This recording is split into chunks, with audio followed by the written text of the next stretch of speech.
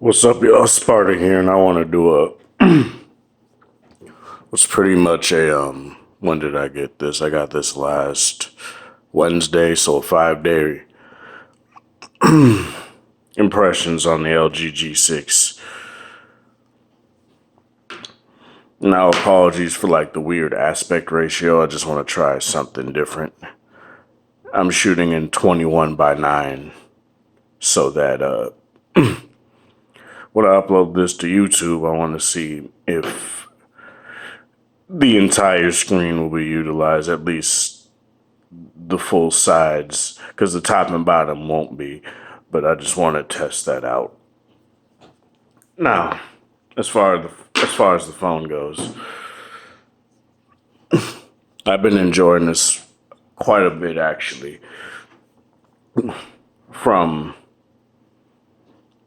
just handling it in the hand to just using it in general.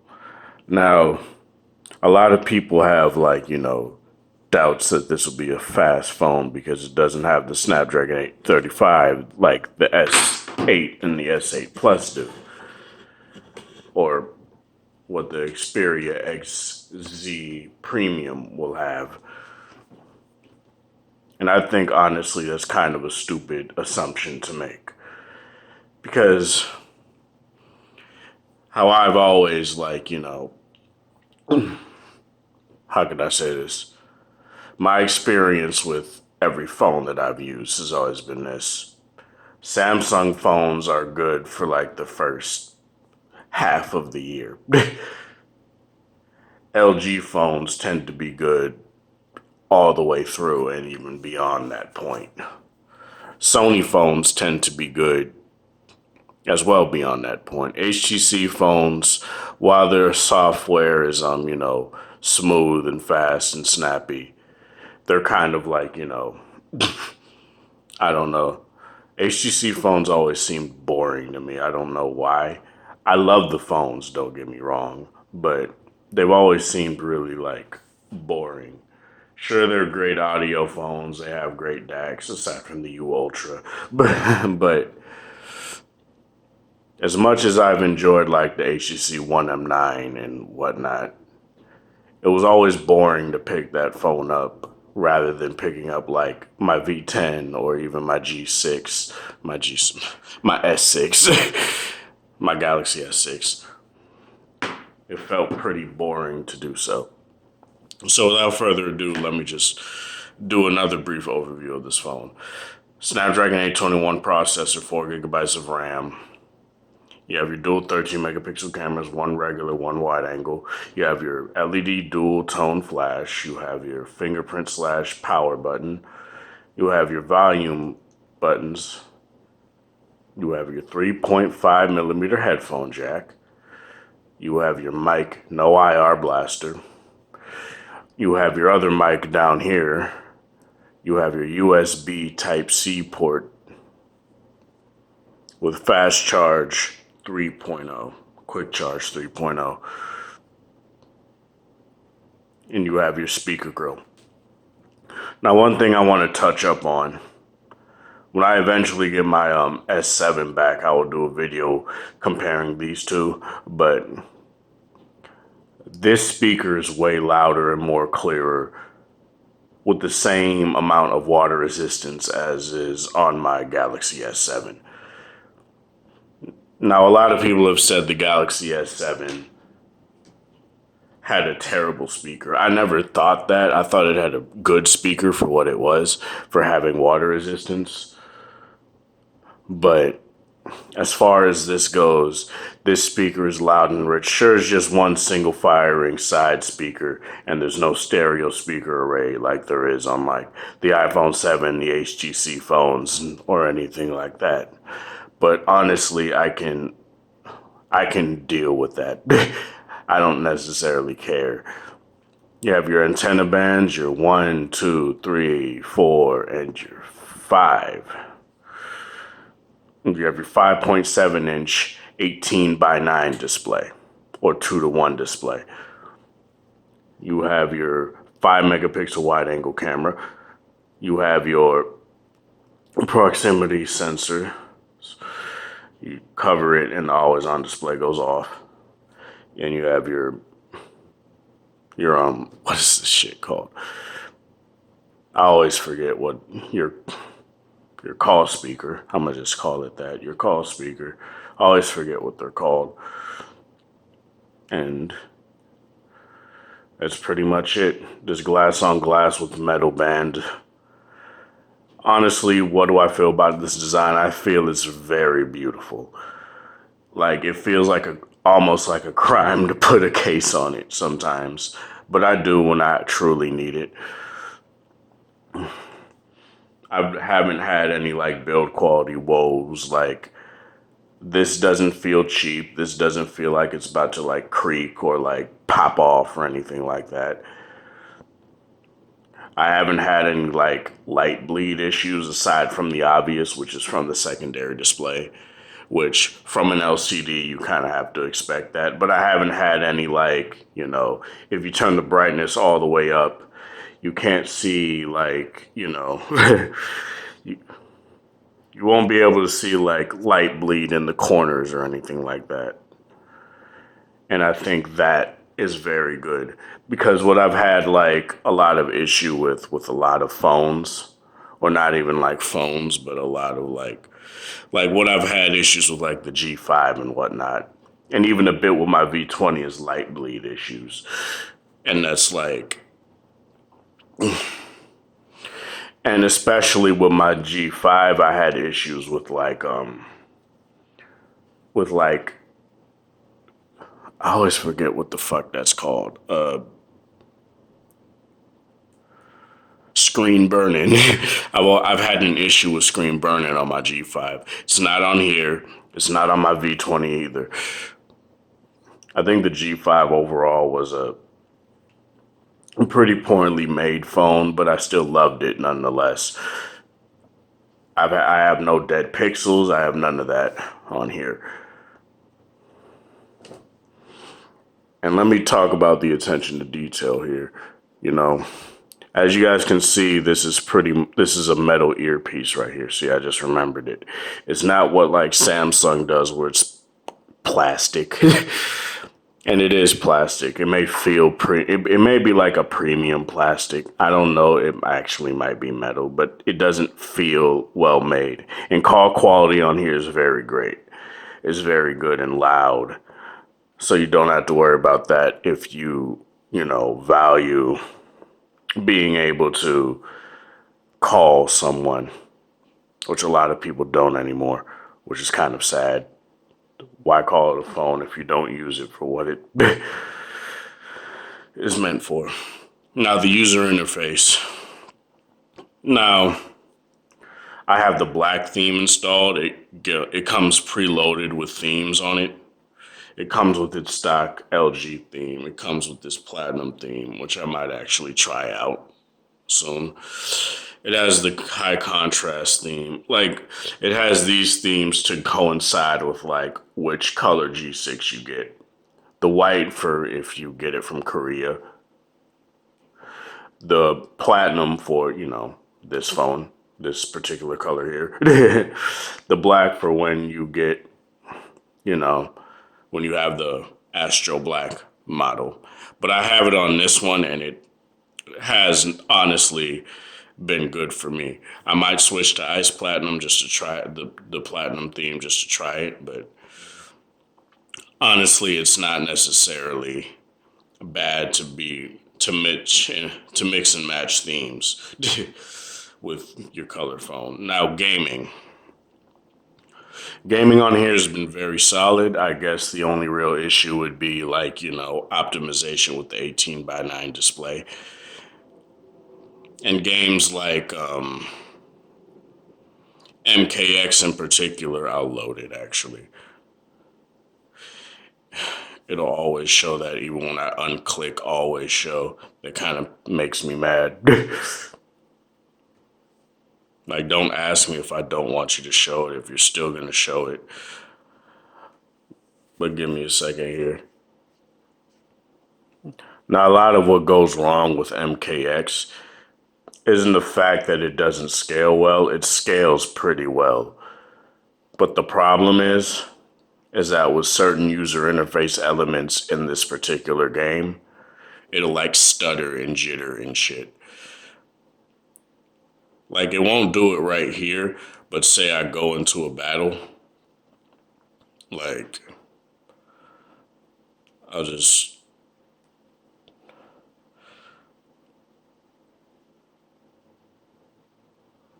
I'll just do a battle.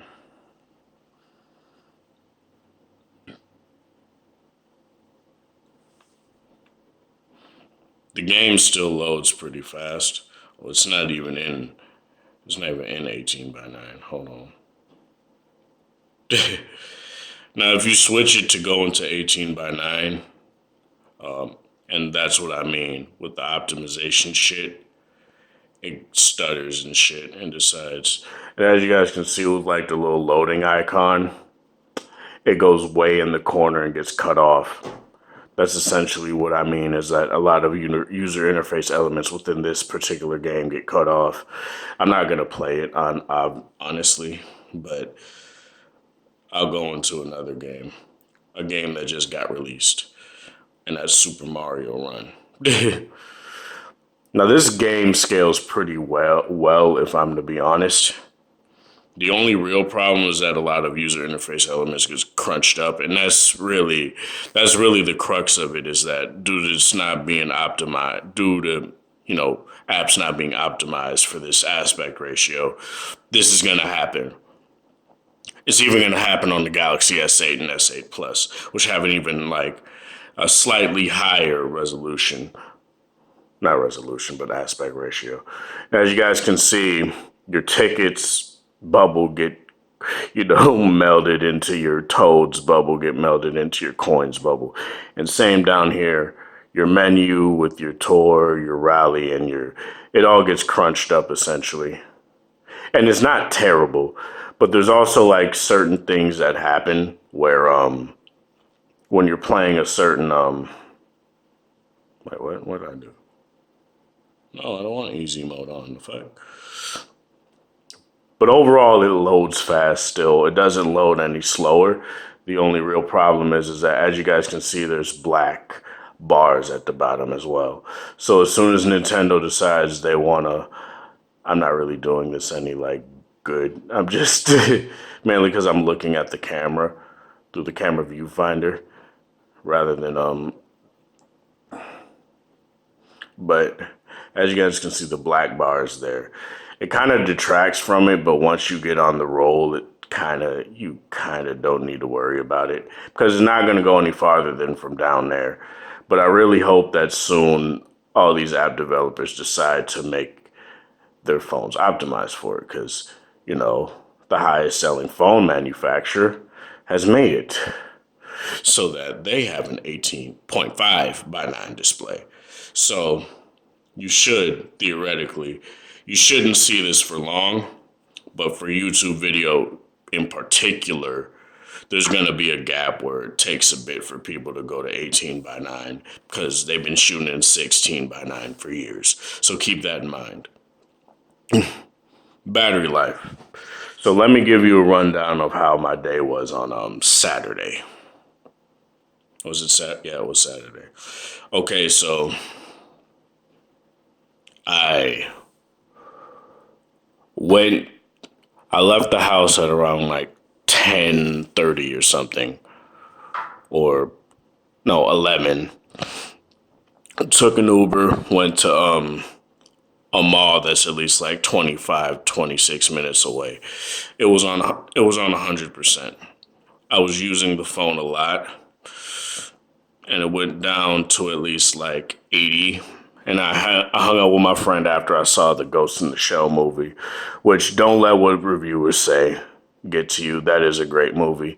This is coming from a fan of the Ghost in the Shell series. So don't even like think of this as like a shill or anything, but I seen everything in that movie that it could essentially be its own thing within the universe and not necessarily like, retract you from liking like the whole whitewashing shit is stupid. Though, like I don't get that shit at all. But that's I'm not gonna talk about that right now.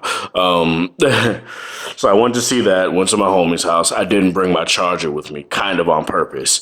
I had my V20 with me too. They both were showing pretty promising results, and I had to go and get my hair cut. I went to go get that at around like 6:45. Then I went to meet up with my two friends, and we went to go see Power Rangers at like 10:30 at night. Got off at 12:30 or whatever. This was at 37%.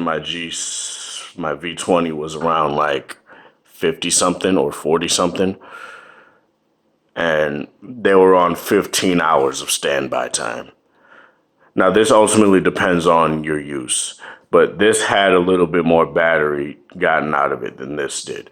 And that's mainly because it has a higher capacity battery, despite it only being 100 milliamp hours more, but it still gives you more battery life.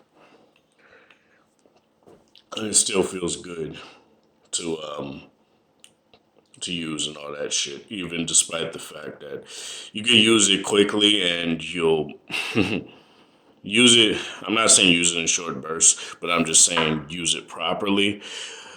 Don't be on your phone a lot. This goes with any phone. Like don't overuse and expect 8 hours or 6 hours or 5 hours of screen on time. You're not gonna get that. I got at least 5.5 hours of screen on time out of both of these phones that day.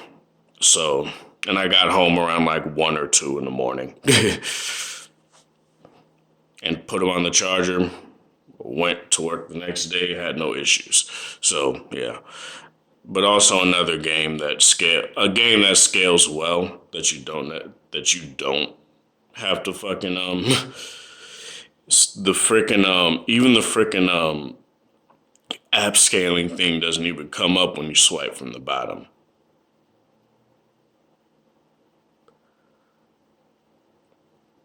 What? Like every time you swipe from the bottom on any app, really, you're able to,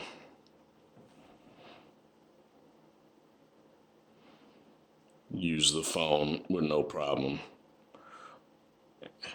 Wait, what?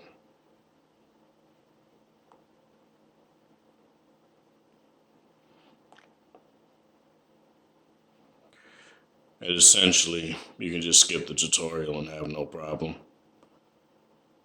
Which I like. I like that they included that because I was tired of going back into the tutorial every time I reinstall the app. Well, as you guys can see, there's no clipping, there's nothing. But even then, they were at LG's event when they launched this phone, so I kind of expected it to be optimized. Otherwise, it would be pretty stupid for them to be like, we're working really hard with LG to make this. They didn't necessarily say the Temple Run phone, but the Temple Run phone. But yeah, as you guys can see, no UI elements are really cut off. Like, even with the curve right there, it looks like it's natural there. Same with like all of this, it looks natural to be there. So there's really no issue with like Temple Run 2 if you play that. So what else to talk about? As I said, I talked about pretty much everything in my V20 versus G6 video, and that is pretty much just a V20 mini. And there are a lot of things that this phone does. Like say, I was in manual video mode yesterday. I was just testing some stuff out. Say you want to like change how dark or light an image is. You can do that straight from here. Kind of like you can do on like, that's pretty much the only thing I missed. Aside from being able to shoot in native resolution in videos, which I'm going to show you guys here real quick. Alright, so it's not going to go back up. So what you can do is you can press the settings icon. I have it in 21:9 cinema 60 frames per second. But as you guys can see, you can shoot in full HD 18:9. the fucking phone to focus.